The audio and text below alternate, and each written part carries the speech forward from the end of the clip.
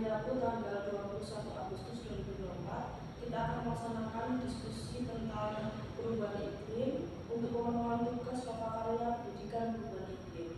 Untuk alumnya nanti kita akan menjawab pertanyaan mulai nomor 1 hingga nomor 4. Untuk itu saya untuk Bu Ririn menjelaskan alumnya. Bu Ririn.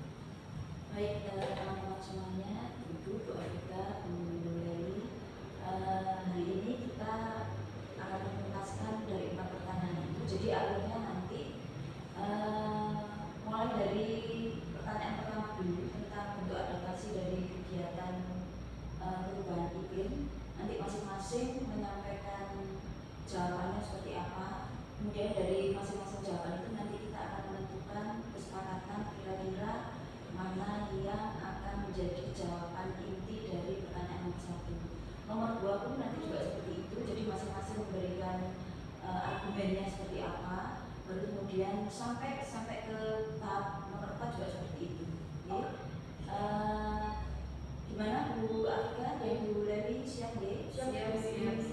Baik, kalau gitu mungkin saya awali dulu jawaban dari saya berkaitan dengan pertanyaan yang pertama, yaitu tentang bentuk adaptasi perubahan iklim. Di sini saya mendapatkan 4 jawaban ibu-ibu ya. Jadi mungkin dari 4 jawaban ini nanti kalau misalnya memang ada kesamaan dari punyanya Bu Leli atau punyanya Bu Afika, nanti kita bisa mengambil dari inti semua. Jadi yang saya temukan dari bentuk adaptasi terhadap perubahan iklim itu 1, yaitu bahwa aksinya bahwa akan ada penghijauan sekolah. Jadi di sini siswa dapat melakukan penanaman pohon atau tanaman hijau di area sekolah.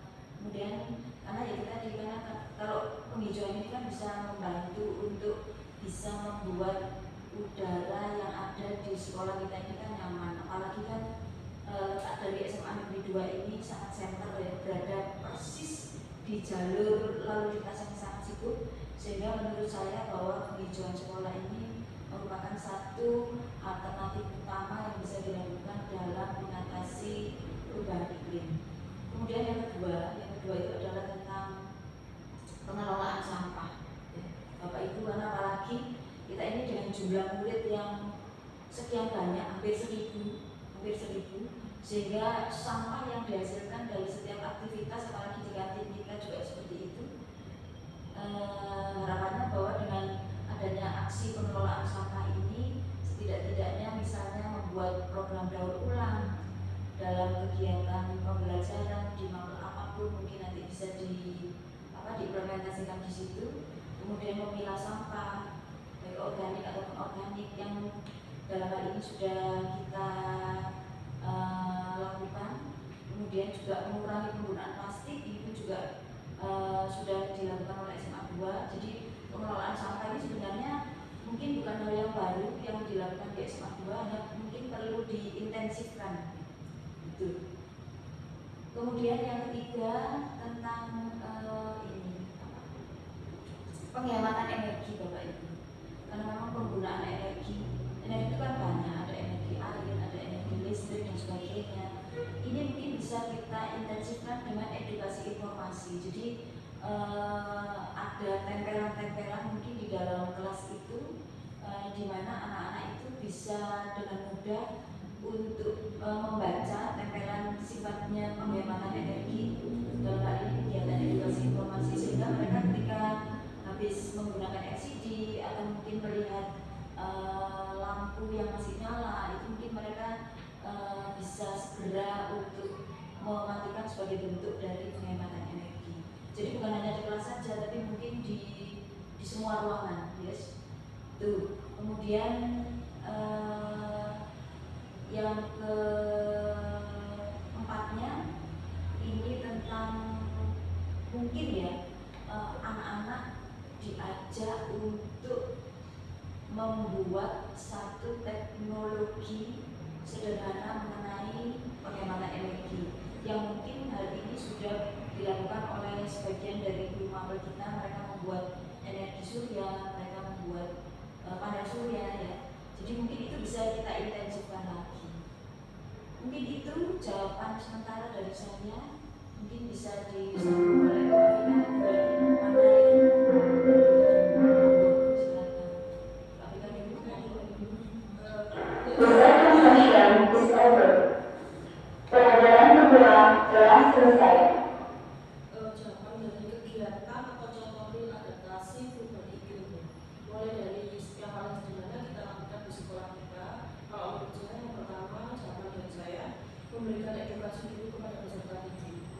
dengan sosialisasi. Seperti apa sih iklim kita sekarang di Indonesia itu, kemudian caranya bagaimana adaptasinya, karena tidak semua siswa ini tahu bahwa adanya perubahan iklim yang semakin panas ya. Nggak semuanya siswa itu seperhatian itu atau sekali itu dengan perubahan iklim yang terjadi. Jadi kita memberikan edukasi dulu, yang pertama sosialisasi dulu, bisa dikumpulkan misalkan dibuat pembelajaran secara center terpusat atau diintegrasikan dalam Bapak Ibu guru saat pembelajaran. Terus kemudian yang selanjutnya bersama dengan pemimpin dengan pemilahan sampah. Pemilahan sampah sebenarnya di sekolah kita sudah kita lakukan, ada yang organik dan non organik.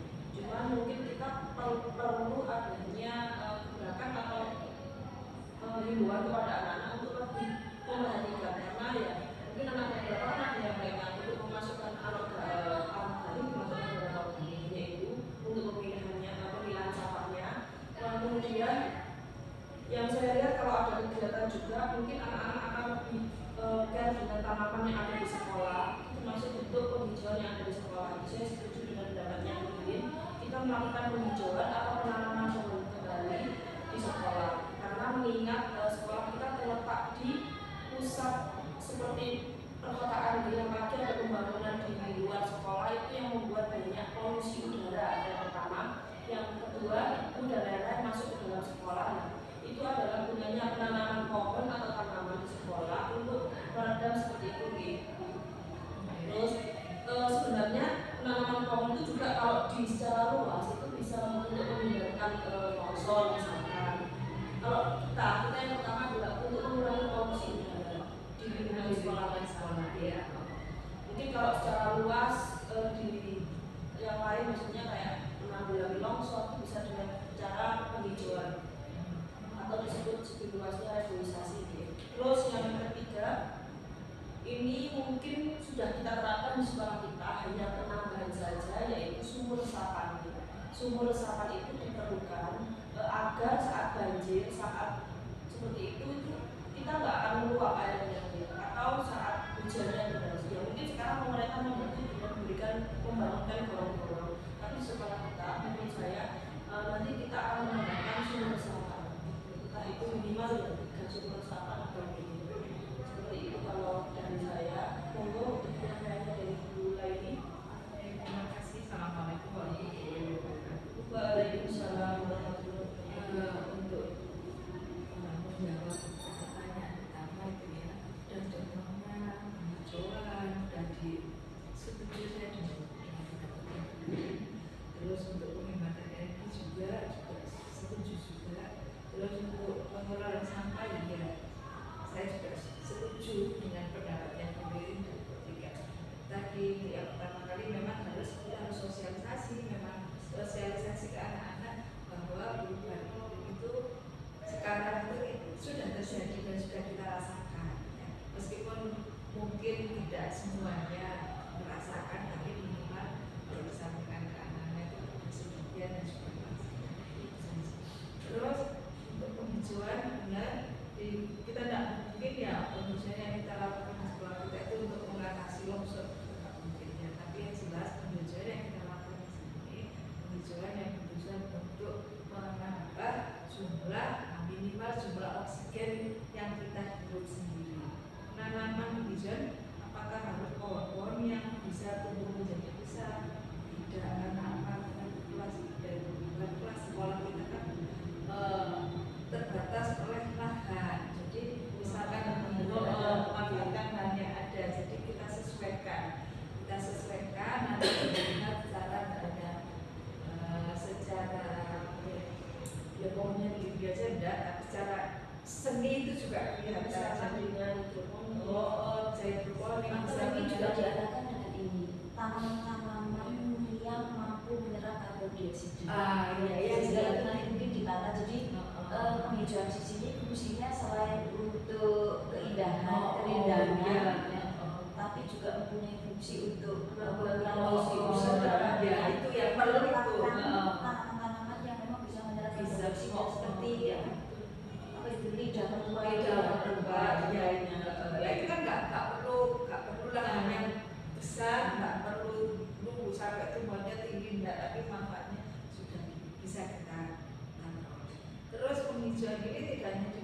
luar, tapi juga dilakukan di dalam. Maksudnya di dalam itu apa?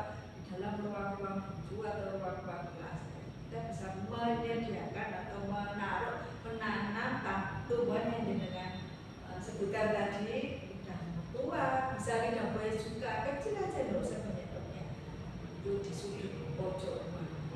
Kalau misalnya memang ini bukan hanya sekedar tugas dan karena kebetulan Bu Yali kan juga ketua adiliat, mungkin ini sebagai satu bentuk aktivitas yang mungkin nanti bisa dijadikan direalisasikan, sehingga satu kelas itu dalam kelas itu setidak-tidaknya ada area kelas. Ini mungkin ya itu tadi disebutkan tanaman-tanaman wajib yang mungkin bisa selain ada unsur keindahan, tapi juga ada manfaatnya. Mungkin kalau di literasi ada pojok baca, Di sini ada pojok di sini ada area atau pojok penghijauan. pojok hijau. Kalau misalkan nggak ada area itu cukup areanya di mejanya Bapak Ibu guru itu udah nggak apa-apa. Minimalis, pertamanya harus minimalis dulu. Ya. Jadi kalau langsung bikin pojok, bikin taman, waduh nanti gayanya gini-gini nanti bisa malah Ini mungkin kita ada event tertentu ya. Kalau selama ini yang dilombakan itu kan lomba mading ya, lomba pojok baca. Coba kalau misalnya ada lomba kerindangan, lomba kerindangan kelas, ini kan mungkin menjadi satu tantangan buat anak-anak. Sehingga ketika mereka itu dilombakan dengan effort, nah mungkin dari sisi biaya, mungkin bisa kita tentukan indikatornya. Biayanya tidak boleh lebih dari 100. Bagaimana bahwa dengan biaya yang minimalis mereka bisa menghasilkan sesuatu yang sesuai dengan indikator, yang kerindangannya, yang manfaatnya untuk unsur estetikanya ruangan, itu kan bisa mungkin seperti itu. Diagendakan pojok kerindangan. Ini kan oleh berjalan pelan-pelan dulu. Karena apa? Karena saya tidak langsung nanti ada pojok ini, tidak pelan-pelan dulu karena ini nanti berkaitan dengan masalah pembelajarannya. Jadi agak berjalan Gini, jadi minimal kebiasaan. Kebiasaan. Kalau menurut saya kan selama ini kalau mandiri anak-anak juga perlu uang. Ya. Sehingga kalau misalnya uangnya ini kan mereka juga punya kas. Ya. Makanya itu kita tetapkan yang misalnya 100 mungkin terlalu mahal. 50 bagaimana mereka dengan uang 50.000 itu dengan kreasi mereka mungkin mereka nggak perlu beli tapi apa ada yang di rumah mungkin bisa dibawa, mungkin bisa diterapkan. Iya, kakak. Soalnya kita kan bekerja bersama. Nanti saya terus begini kita nggak usah seperti itu ternyata jangan gini kita harus pelan-pelan pasti biasa pelan-pelan dan pasti. Baik itu ya. Ambil tadi solusinya adalah apa yang ada di rumah. Apa yang ada di rumah. Kan mereka mungkin punya tanaman yang mungkin nggak dipakai, termasuk dari yang penting itu berlahan-lahannya terus pasti terus saya juga setuju dengan itu untuk penghijauan ya. Berarti di sini penghijauan kita semua sepakat ya. Terus penghematan energi saya juga setuju Bu Lilin ya, karena kalau saya lihat itu energi yang kita keluarkan ya itu sangat banyak sekali. Dan listrik energi air itu banyak sekali. Kita harus pasang mata, pasang telinga untuk diri kita sendiri. Misalkan ada air yang bocor apa kita jadi bergerak dengan cepat. Misalkan kalau sembilan juga lampu sini masih hidup kita bergerak menghubungi siapa gitu ya. Anak-anak terutama untuk anak-anak mungkin anak-anak di kelas itu ini sudah waktunya mematikan iya. Anak dan untuk kita juga. Terus pengolahan sampah juga saya setuju dengan berdua yang bisa saya tambahkan mungkin ini penambahannya ada bank sampah sampah yang sudah diaktifkan dulu sudah aktif, sekarang kita merintis lagi karena banyak hal yang harus kita siapkan untuk bank sampah. Sampah dan sebenarnya hal-hal yang sudah kita lakukan itu sebenarnya adalah sebagai bentuk real. Iya, real itu ya, bentuk real adaptasi perubahan iklim. Jadi sebenarnya kalau di SMA 2 itu kan sudah tercermin sudah ada kegiatan penggalaan kembali kita hanya tinggal mengoptimalkan dari apa yang sudah ada. Dan menambah yang kecil-kecil misalkan yang perlu diperbaiki. Oh ini kurang, oh ya gitu aja. Untuk pengolahan sampah sudah Bu Ririn, ada ekoenzim, ada pembuatan pupuk kompos itu. Cuma permasalahannya kita tempatnya ini untuk yang naruh tempat pembuatan ekoenzim yang fit tidak takut bahaya kecebur apa itu. Sekarang kan masih bersebelah dengan bangunan wihara yang di pembangunan hal itu masih bentuk kompos juga sudah, alatnya juga sudah ada, alat pencacah daunnya juga sudah ada.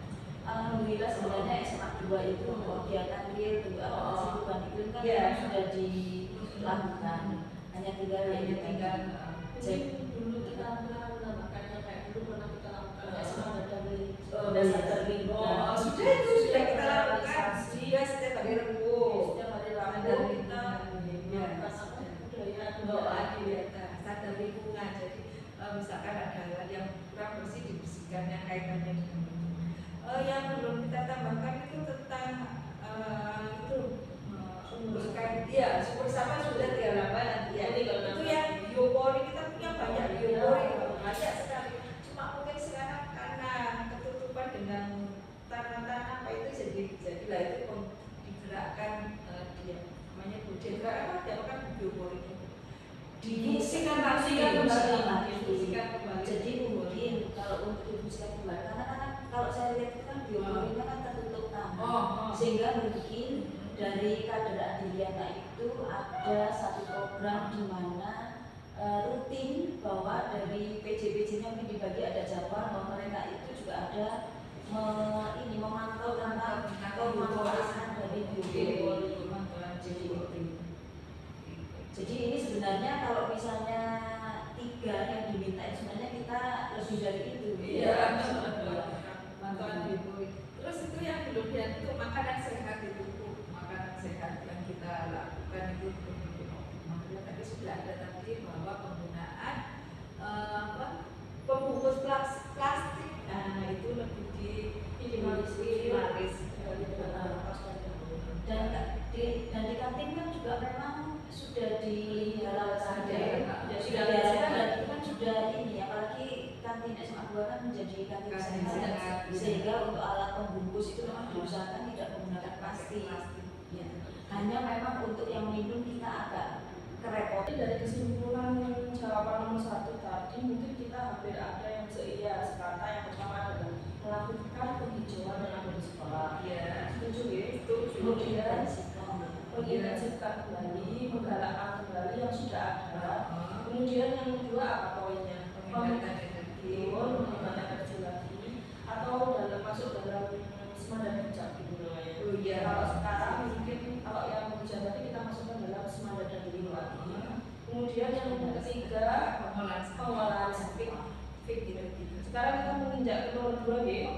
Pertanyaan nomor 2 itu menentukan penyampaian materi interdisipliner yang lebih efektif. Itu setuju secara mulok diintegrasikan dengan mata pelajaran atau bisa bagaimana menurut saya kalau saya terintegrasi dengan mata pelajaran dengan alasan kita anak itu kan sering lupa, sebagai seorang anak itu kan harus sering diingatkan.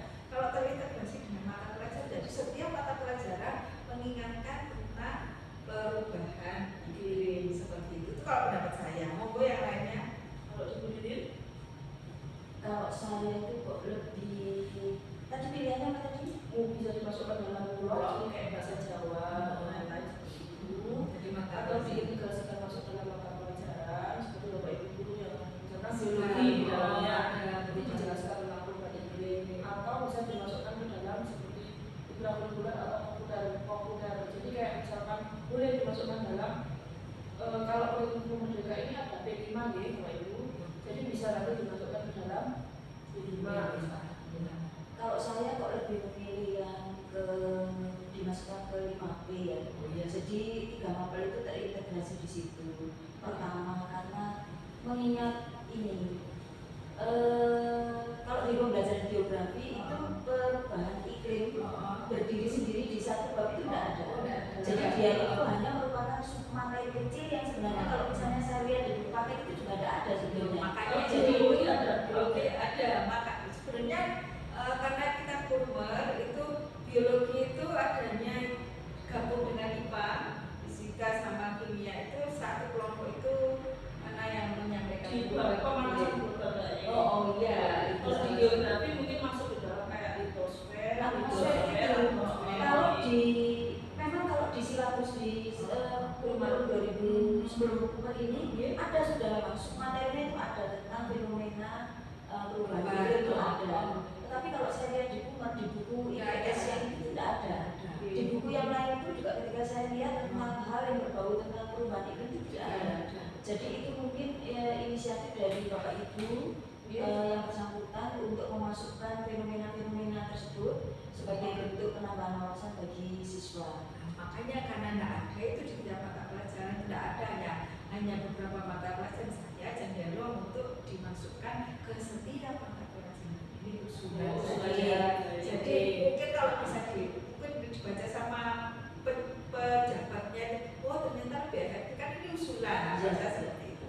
Monggo. Ini alasan yang kedua saya, karena memang jadwal kita itu kan nggak sama. Kadang-kadang berbenturan dalam hal apa?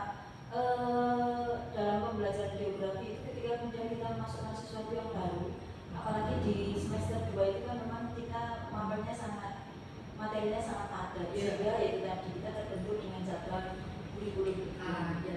Nanti bisa sehingga maunya saya kalau misalnya diberikan waktu khusus dan itu merupakan interdisipliner dari sejarah, geografi, biologi, itu mungkin akan bisa menghemat waktu dari Bapak Ibu, sehingga nilainya itu, nilai yang satu dari aktivitas yang satu itu nanti bisa masuk ke geografi, bisa masuk ke biologi, bisa masuk ke sejarah.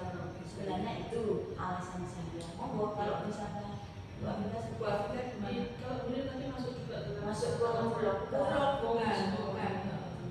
Kalau saya kan di sejarah itu kan kalau misalkan iklim itu secara spesifik juga tidak ada.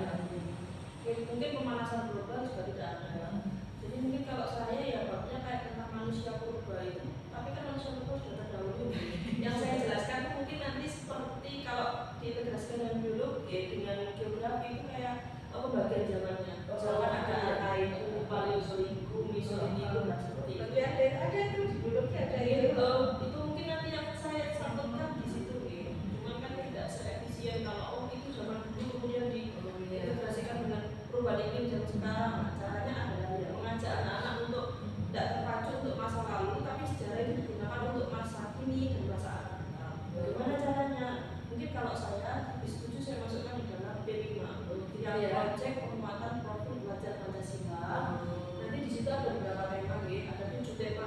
Yang pertama itu ada kewirausahaan, ada kearifan lokal dan lain-lain. Ini saya setuju nanti kalau dimasukkan ke dalam gaya hidup berkelanjutan.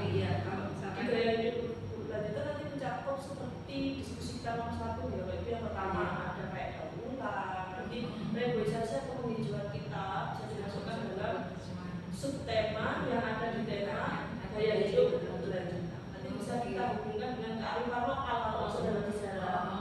Mungkin nanti tentang itu akan kita bahas lagi di nomor 3 atau nomor 4 ya, tentang kearifan lokal yang dihubungkan dengan gaya hidup berkelanjutan. Oke, berarti Saya bisa masukkan di P5. Berarti blok ya P5 ya. Ya karena memang kita berdiskusi untuk mencari solusi Ya. Karena 2 orang mengusulkan ikut di 5B dan 1 orang yang integrasi. Jadi mohon keikhlasan yang Ya iyalah. ini untuk mulai untuk ini ya. Kan hanya usulan misalkan. Iya. Kalau bisa misalkan usulannya diterima sama pemangku jabatan malah bener lagi. Itu juga Iya. Cuman ya tadi mungkin kelemahannya di bulan ini tidak semua mapel itu bisa diintegrasikan ke dalam program itu. Iya. Jadi mungkin kalau kesimpulannya gitu. Ya, untuk sekarang kan ini permintaannya adalah interdisipliner. Oh iya. Mungkin kalau misalnya Bu Leli menjelaskan perubahan iklim secara dikaitkan dengan geografi mungkin Masih kurang ini. Tapi masih ada nyambungnya. Misal kan ada pelajarannya PKN dan lain-lain, Oh, matematika, iya, kan iya. lebih susah. Nanti ya diajak intinya biar nanti pemangku jabatan yang Jadi kita solusi kita ada tadi, maksudnya dalam P5 gitu. Baik, nomor 3. Nomor 3 itu menentukan topik pembelajaran perubahan iklim interdisipliner. Berarti Bapak Ibu punya topiknya. Kira-kira ini topik apa? Yang bisa gabung sama 3 mata pelajaran yaitu penghijauan itu aja. Mulai Penghijauan, ya. penghijauan dimasukkan dalam P5-nya gaya hidup berkelanjutan. Itu aja topiknya ya. Untuk tindakan lingkungan nanti saya tambahin misalkan penghijauan untuk penanggulangan polusi udara. Bagaimana polusi udara? Boleh ya itu wes temanya itu Penghijauan itu penghijauan sebagai upaya penanggulangan polusi udara. iya wes. Jadi maksudnya apa biar lebih jelas itu ya. Kita kan menanggulangi kalau mengatasi kayaknya Sebenarnya gini, sebenarnya kan seperti yang tadi di yang pertama kan sebenarnya arahnya kan bukan hanya untuk polusi udara, betul. tapi kan juga untuk yang 7K itu ya. 7K, oke, kerindangan, kebersihan, kerindangan. Jadi mungkin nanti Penghijauan realnya di mobil kita itu tentang topiknya kita itu nanti diimplementasikannya seperti apa, mungkin ya kegiatan anak dia itu tadi ya, setidak-tidaknya bahwa di dalam kelas itu ada hubungannya gimana mereka mendesain. Jadi mulai dari mendesain apa istilahnya, mendesain pojok kerindangan gitu. Jadi tahap-tahap dari modul yang nanti mungkin akan kita buat nanti mungkin Itu seperti berarti nyambung nomor 4 ya, menentukan media pembelajaran. Media pembelajaran apa yang kita pakai? Mungkin kita akan membuat modul ajar yang kita integrasikan dengan program kita atau topik kita gitu. Berarti misalkan modul ajarnya nanti di dalamnya meliputi tadi penghijauan, terus dijelaskan untuk LKPD-nya anak-anak. Oh berarti sama-sama melakukan apa? Membuat pojok ataupun kalau misalnya memang dia kalau akhir kita modul ajar ya. Dan sumber yang ini nomor 4 itu sumber yang harus disiapkan untuk siswa, sumber referensi bacaan. Bu Afika sudah menemukan? Saya yang pertama ini kan kita referensinya ada 3 yang saya tampilkan di PowerPoint. Yang pertama itu saya mengambil dari kayak jurnal ilmiahnya dari Google Scholar. Biasanya saya nyari di Google Scholar gitu.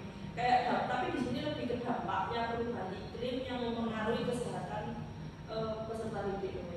Dampaknya saya lihat dampaknya karena kebetulan kalau di kelas saya ada beberapa anak yang mulai tumbang ya, batuk, pilek, karena adanya polusi udara seperti itu. Itu yang terus yang ketiga ini saya menanyakan kemarin itu buku paket geografi kelas 11 tapi masih dalam bentuk belum formal kan 13. Saya lihatnya ya itu tadi saya ngambil dari materi yang litosfer, hidrosfer, itu kan bisa dijelaskan tentang perubahan iklim itu. Nah yang jurnal ilmiah yang saya temukan ini ternyata dampaknya perubahan iklim ke kesehatan peserta didik gitu ya. Jadi mungkin ini nanti di LKPD bisa ditambahin. Bisa ditambahkan. Jadi ditambahkan tentang materi perubahan iklim serta dampaknya, sehingga kemudian solusinya adalah aktivitas atau kegiatan mereka di dalam mengadaptasi atau di dalam mencegah sebagai sebuah solusi dari upaya akibat. Berarti bisa ditambahkan di situ Bu, nanti paket referensinya bisa ditambahkan buku paket biologi kelas 10 Ada, iya. Buku paket biologi buku paket biologi kelas 10 Ini sudah formal ya. Purman ya.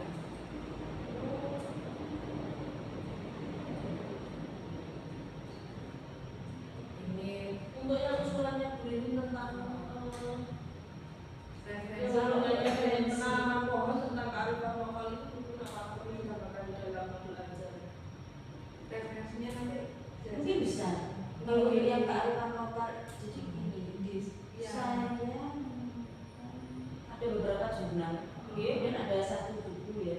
Jadi buku ini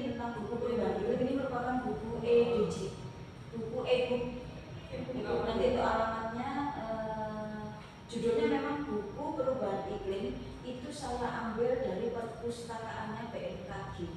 Sebenarnya kalau perpustakaan BMKG ketika saya sudah join di situ, itu buku-buku tentang perubahan iklim itu banyak. Tinggal kita memilih salah satu dari ilmu tersebut. Nah, yang waktu itu yang saya pilih adalah buku perubahan iklim untuk sekolah menengah atas. Nanti untuk sekolah itu perubahan iklim untuk SMA. Jadi nanti buku itu sebagai salah satu referensi.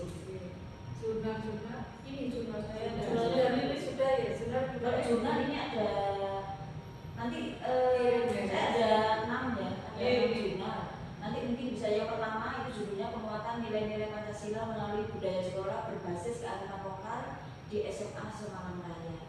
Mungkin dari jurnal ini Mungkin penjelasan sendiri itu tentang pemijaan dihubungkan dengan kearifan lokal itu bisa dijaga. kalau di kearifan lokal itu jadi saya membaca dalam sebuah literatur itu orang-orang itu kan meyakini bahwa di setiap pohon, apalagi pohon-pohon yang rindang itu kan pasti ada penunggunya. Nah, padahal sebenarnya pohon yang rindang itu memiliki fungsi yang banyak sekali untuk lingkungannya. Jadi dia memiliki fungsi untuk menyimpan air dan sebagainya. Tapi yang diyakini oleh masyarakat kan bahwa boleh dipotong ketika ada sesuatunya. ketika ada dipotong kan berarti akan mengganggu si komunitas dunia maya yang ada di situ. Kalau di sekolah kita itu mungkin ada yang Ada kan lihat beberapa sekolah misalnya ada pohon beringin, kan ada besar sehingga mungkin nanti bisa dikaitkan dengan di situ. Sehingga itu kan mengandung unsur sejarah atau kearifan lokal yang ada di situ. Atau kalau di SMA 2 itu yang sudah menjadi ikonik adalah sawo kecil. Sawo kecil. Sawo kecil itu sudah ikoniknya SMA 2. Jadi kita selalu punya tandurannya tanamannya sawo kecil. Bisa mungkin ditambah lagi yang hijau. Iya. Kecil itu ya, bibit itu ya. Ya, saya kira Jadi ini saya punya 6 nanti bisa dilaksanakan mana yang mungkin untuk pembuatan modul aja. Nanti kita butuh referensi ya. Sudah nih Pak Sudia. Mungkin diskusi kita sudah setuju, kesimpulannya adalah yang terakhir ya, menentukan media belajar ya. Mungkin nanti kita akan membuat PowerPoint untuk sosialisasi atau edukasi anak-anak dulu. Kemudian untuk tindakan selanjutnya kita akan membuat modul ajar yang kita integrasikan untuk mengajak anak-anak RKPD-nya untuk penghijauan. Kemudian alat